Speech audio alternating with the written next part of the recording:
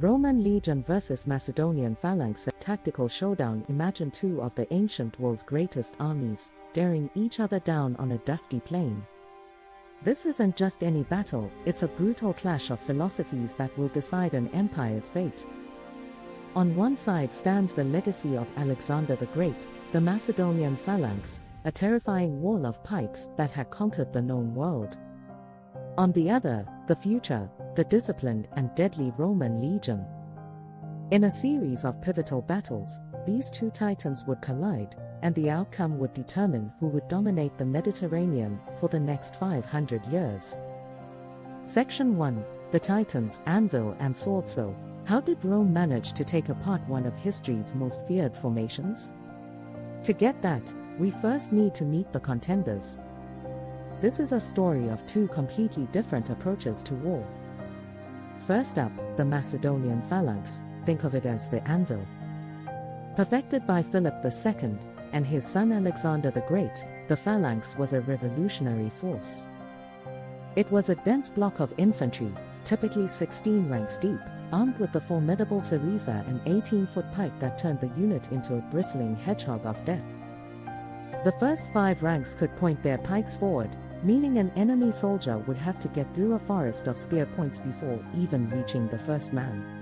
On flat, open ground, a well-formed phalanx was like a force of nature, designed to pin an enemy in place, the perfect anvil for a commander to hammer their opponent with cavalry. But for all its power, the phalanx had a critical, almost fatal, flaw: it was incredibly rigid. It had to move as one single, massive entity. For the phalanx to be effective, it needed perfect cohesion and flat terrain. On broken or uneven ground, gaps could appear in the formation. If flanked or hit from the rear, the phalangites, weighed down by their long pikes, were nearly defenseless. Their survival depended entirely on the integrity of their formation. Now, let's meet the Roman Legion, the sword. The Romans had once used a similar phalanx-style army but learned from hard experience to develop something far more dynamic. By the time they faced Macedon, the legion was a highly organized and flexible force of nearly 5,000 men. Its real genius was its modular design, the manipular system. Instead of one giant block, the legion was arranged like a checkerboard of small, independent units called maniples. This structure made the legion incredibly adaptable. It could expand, contract, and maneuver with a fluidity the phalanx couldn't dream of. The individual legionaries were also more versatile.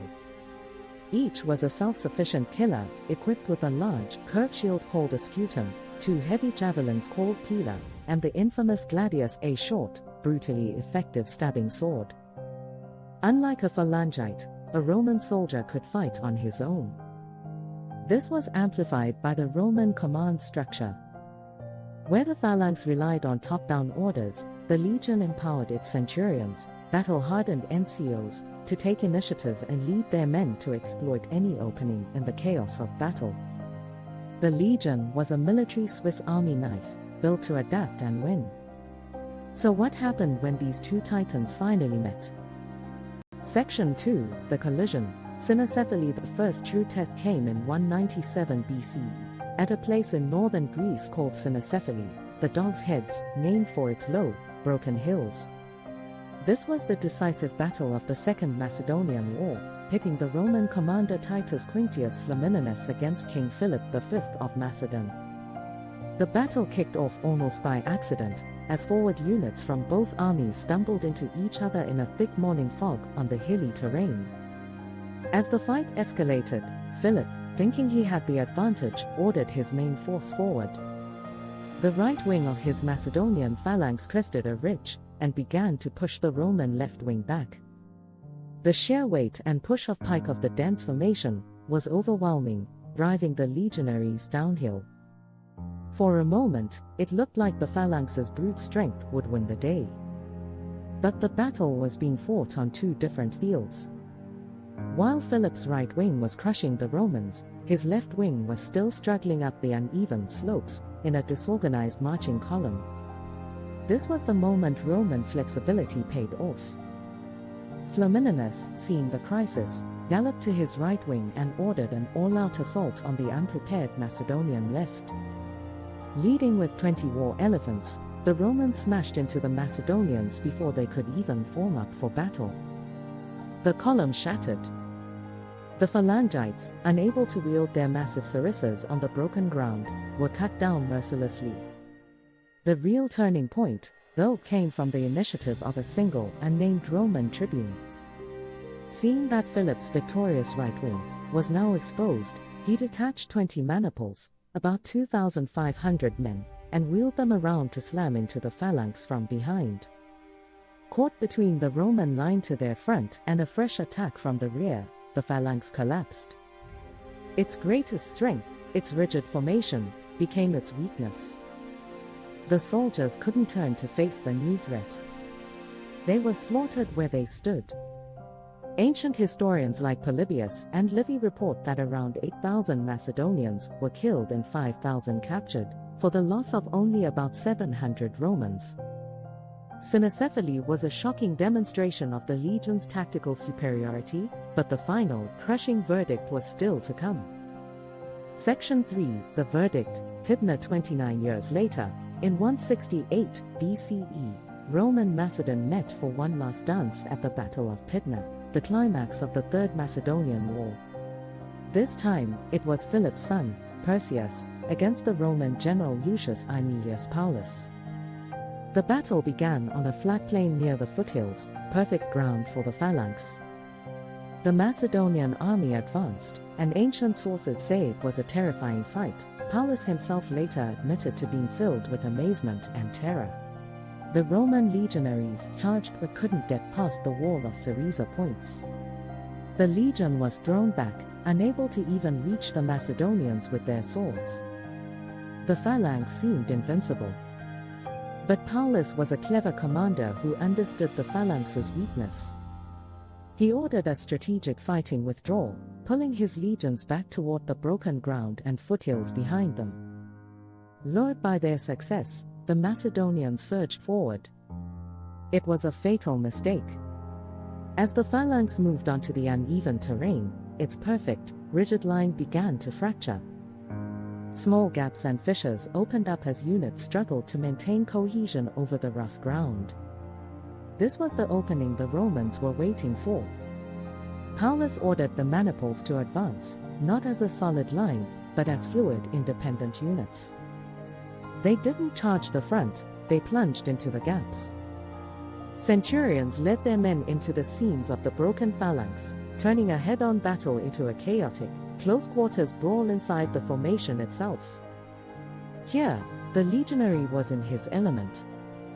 The long Sarissa was useless in the tight press of bodies, while the Roman Gladius was the perfect weapon for stabbing and slashing. The Macedonian Phalangites, with their smaller shields and secondary swords, were completely outmatched. Attacked from within and on their exposed flanks, the once unstoppable phalanx disintegrated into a mob. The battle, which had started so well for Macedon, was over in less than an hour. Pydna was an even greater disaster than Cynoscephalae. The Macedonian army was annihilated, with some sources claiming over 25,000 casualties.